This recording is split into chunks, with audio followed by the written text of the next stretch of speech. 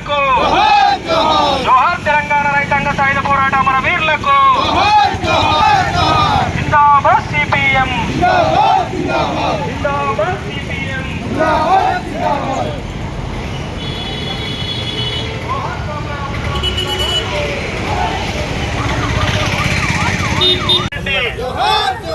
జోహార్ comrade బద్దం ఎల్లారెడ్డి జోహార్ comrade కర్రోల Narsaiah జోహార్ comrade కర్రోల Narsaiah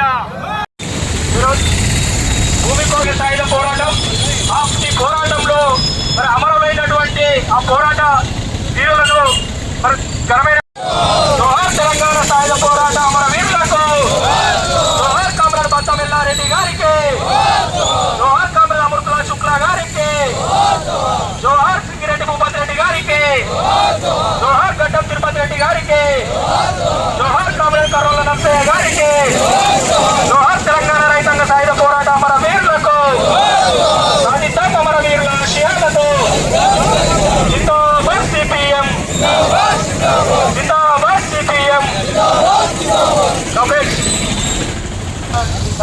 శాంతి ప్రకాష్ శుక్లా గారు అదేవిధంగా CPM party జిల్లా కార్యదర్శి సిపిఎం పార్టీ జిల్లా సభ్యులు జిల్లా నాయకులు అందరూ కూడా అమరవీరుల చిత్రపటాలకు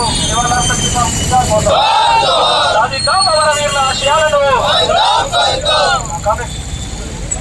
1, 2, 3 జోహార్ తెలంగాణ రైతాంగ సాయుధ పోరాట అమర వీరులకు జోహార్ తెలంగాణ రైతాంగ సాయుధ పోరాట అమర వీరులకు సాధిద్దాం అమరవీరుల ఆశయాలను జిందాబాద్ సిపిఎం జిందాబాద్ సిపిఎం ఈ నిజాం గుండాలు కిరాయి గుండాలు చంపేసిర్రు.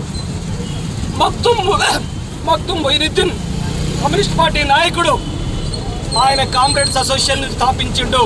అంతేకాదు ఆయనే కాదు షేక్ బందగి మొట్టమొదటిసారిగా కామారెడ్డి గూడెంలో నేను పన్ను కట్టను అన్నందుకు గాను ఆయనని కిరాతకంగా చంపిల్లు. వీళ్ళందరూ ఎవరి ఆకృత్యాలకు బలైపోయారు? ఈ నిజాంకు వ్యతిరేకంగా బలైపోయారు. నిజాం ముస్లిం అయితే వీళ్ళు రాజీ పడాలి కదా, నిజాం ముస్లిం అయితే వీళ్ళు రాజీ పడాలి కదా, ఎందుకు పడలేదు అంటే దోపిడికి వ్యతిరేకంగా పోట్లాడింది వాళ్ళు. దీనికి కుల ప్రస్తావన కూడా తీసుకొస్తున్నారు. కామ్రేడ్స్ ఆలోచించాలి.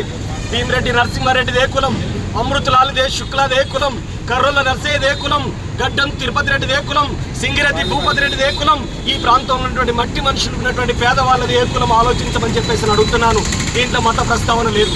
ఒకవేళ మీరు అప్పటికే పుట్టుంటే తెలంగాణ విమోచన దినం అంటున్నారు కదా, ముస్లిం నుంచి విముక్తి అయింది హైదరాబాద్ అంటున్నారు కదా, ఆ పోరాటంలో మీరు ఎక్కడున్నారు?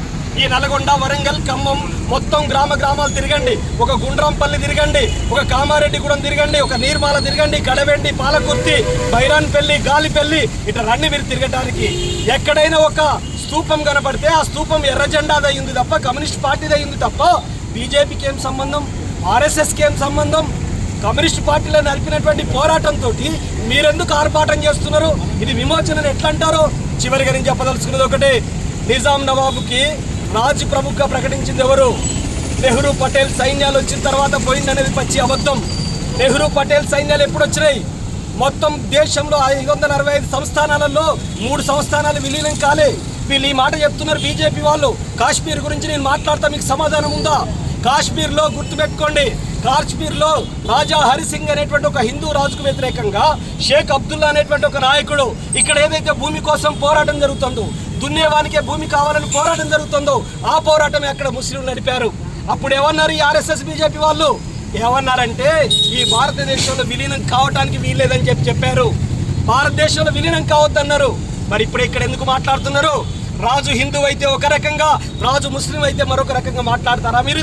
ఇది మత పంచాయతా, ఇది వర్గ పోరాటమా తేల్చండి అని చెప్పి నేను కోరుతా ఉన్నాను. చివరికి ఏంది, కాసిం రజ్వీ రజాకార్ సైన్యాధిపతి దొంగచాటుగా ఈ నెహ్రూ పటేల్ వీళ్ళే ఏం చేశారో తెలుసా? ఆయనను దొంగచాటుగా పాకిస్తాన్కు తరలించారు. ఇక్కడ ఉంటే కమ్యూనిస్టులు చంపేస్తారని చెప్పి భయపడి అక్కడికి పంపించారు. అందుకనే కమ్యూనిస్టులే నిజమైనటువంటి వారసులు ఈ పోరాటానికి. ఈ మతోన్మాదులకు ఏ రకమైనటువంటి మాట్లాడేటువంటి నైతిక అర్హత లేదు. ఎందుకు లేదంటే ఈ పోరాటంలో మీరు ఎక్కడ కనపడరు. ఈ అనువంత సంబంధం మీకు లేదు. కేవలం మత పంచాయతీగా చూస్తూ ఉన్నారు. దేశ స్వాతంత్ర పోరాటంలో పాల్గొనకుండానే దేశభక్తులు అంటారు. తెలంగాణ సాయుధ పోరాటంలో పాల్గొనకుండానే తెలంగాణ విమోచన సభలు పెడతారు. మీకు ఎక్కడిదయా అర్హత అని నేను అడుగుతున్నాను. ఈరోజు నరేంద్ర మోడీ వీళ్ళందరూ అంటున్నారు చూడండి మీరు, ప్రకాష్ రెడ్డి అనే బీజేపీ నాయకుడు ఎవరన్నాడో తెలుసా? ఐలమ్మదేం పోరాటం అయ్యా, చిట్టెలక పోరాటం అన్నాడు. ఐలమ్మను కించపరుస్తూ మాట్లాడిండు, దొడ్డి కొమరయ్యను కించపరుస్తూ మాట్లాడిండు. మరి ఇలాంటి వాళ్ళకి ఈ పోరాటం మీద ఏమాత్రం గౌరవం ఉంది? ఎవరు వారసులు ఈ పోరాటానికి? కమ్యూనిస్టులు వారసులు. ఇదిగో చూడండి, అమృతలాల్ శుక్లా గారి కుమారుడు శాంతి ప్రకాష్ శుక్లా గారు ఇక్కడికి వచ్చారు. కర్రల నర్సయ్య గారి కుమారుడు వచ్చి వెళ్ళారు. ఇట్లాంటి వాళ్ళందరూ కమ్యూనిస్ట్ పార్టీ వాళ్ళ తల్లులు తారతలు నడిపింది. ఈ సిరిసిల్ల గడ్డ అనేటువంటిది ఇది ఎర్రగడ్డ, ఇది విప్లవాల పురిటిగడ్డ. ఈ సిరిసిల్ల మీ అందరికీ తెలిసి ఉండాలి. ఈ ప్రాంతంలో 2 ఎమ్మెల్యేలుగా గెలుపొందారు పీడీఎఫ్ నుంచి. నేరెళ్ల ప్రాంతం నుంచి కర్రల నర్సయ్య గారు అయితే, సిరిసిల్ల ప్రాంతంలో ఒక ప్రభుత్వ ఉపాధ్యాయుడిగా వచ్చినటువంటి ఆయన ఈ ప్రాంతానికి పీడీఎఫ్ నుంచి ఎమ్మెల్సీ గెలిచాడు. జైలు గోడలు ఎక్కి దూకాడు, అనేక నిర్బంధాలు ఎక్కి దూకాడు అమృతలాల్ శుక్లా గారు. వాళ్ళందరూ పట్టుకున్న జెండా ఏ జెండా అనుకుంటున్నారు? నేను అదే ఇప్పుడు సభ పెట్టబోతున్నారు హైదరాబాద్లో. నేను ఈ సవాల్ విసురుతున్నాను. కమ్యూనిస్టుల రక్తంతో తడిసినటువంటి పోరాటాన్ని మీరు కమలం జెండా పెట్టి ఎలా నడుపుతారు? మీరు కాషాయ జెండాను, కమలం జెండాని అదా పాతాళంలోకి తొక్కి మీకు దమ్ముంటే ఆ రోజు ఐలమ్మ పట్టుకున్న జెండా, ఆ రోజు దొడ్డి కొమరయ్య పట్టుకున్న జెండా, ఆ రోజు అమృతలాల్ శుక్లా పట్టుకున్న జెండా, ఆ రోజు భర్త వెల్లారెడ్డి పట్టుకున్నటువంటి ఎర్ర జెండాను పరేడ్ గ్రౌండ్ లో పాతి సభ పెట్టమని చెప్పి నేను కోరుతా ఉన్నాను. మీకేమైనా దమ్ముందా పని చేయడానికి? దమ్ము ధైర్యం లేదు. చరిత్రను వక్రీకరిస్తారా? చరిత్రను మారుస్తారా? ఎవరి కోసం మీరు ఇది చేస్తున్నారు? ప్రజల మధ్యలో మత కలహాలు పెడతారా? ప్రజల మధ్యలో కుల కొట్లాటలు పెడతారా? వీటి కోసమైనా మీరు పుట్టింది? మేము ఉద్యోగాలు ఇచ్చినాం, మా కోట్లేయండి అని అడుక్కోండి. మేము పిల్లలకు చదువు చెప్పినాం, మా కోట్లేయండి అని అడుక్కోండి. మేము జీడిపిని పెంచినాం, మా కోట్లేయండి అని అడుక్కోండి. మీ ఓట్ల కోసం జరిగిన చరిత్రని, వాస్తవ చరిత్రని తప్పుదోవ పట్టిస్తారా? ఈనాడు ఈ తెలంగాణ గడ్డకి తెలుసు ఈ పోరాటం ఏం సాధించింది అనుకుంటున్నారు. ఇది ఒక గొప్ప పోరాటం. రష్యాలో సోవియట్ ప్రచురించింది దున్నేవానికే భూమి కావాలనే నినాదం. భూ సంస్కరణ చట్టం తీసుకొచ్చింది ఎర్ర జెండా. కౌలుదారి చట్టాన్ని తీసుకొచ్చింది ఎర్ర జెండా. వెట్టిని రద్దు చేసింది ఎర్ర జెండా. 3000 గ్రామాల్లో గ్రామ రాజ్యాలు నిర్మించింది ఎర్ర జెండా. అంతేకాదు 4000 మంది అమరులైంది ఈ జెండా కింద. ఈ 4000 మందిలో ఒక్కరైనా ఆర్ఎస్ఎస్ వాడు ఉన్నాడా? ఒక్కడైనా బీజేపీ అయిన ఉన్నాడా? మీరు ఎందుకు పాల్గొనలేదు? ముస్లిం వాడే దోపిడీ చేస్తాడన్నారు కదా. మరి హిందువుల తరపున మీరుంటే మరి హిందువుల తరపున మీరు ఎందుకు పోరాటంలోకి రాలేదు? దానికి జవాబు చెప్పమని కోరుతున్నాను. అందుకనే సోదరులారా, ఈ పోరాటానికి వారసులు కమ్యూనిస్టులే. ఈ పోరాటానికి వారసులు కమ్యూనిస్టులే. ఈ మతోన్మాదులకి, మనువాదులకి ఏమాత్రం మాట్లాడే హక్కు లేదు. ప్రజలందరూ చైతన్యాన్ని ప్రదర్శించి ఈ ఎర్ర జెండా ఔన్నత్యాన్ని చాటాలని చెప్పి తెలంగాణ సాయుధ పోరాట వారసులు ముమ్మాటికి కమ్యూనిస్టులేనని చెప్పి తెలియజేస్తూ అమరవీరులకు జోహార్లు అర్పిస్తూ సెలవు తీసుకుంటారు.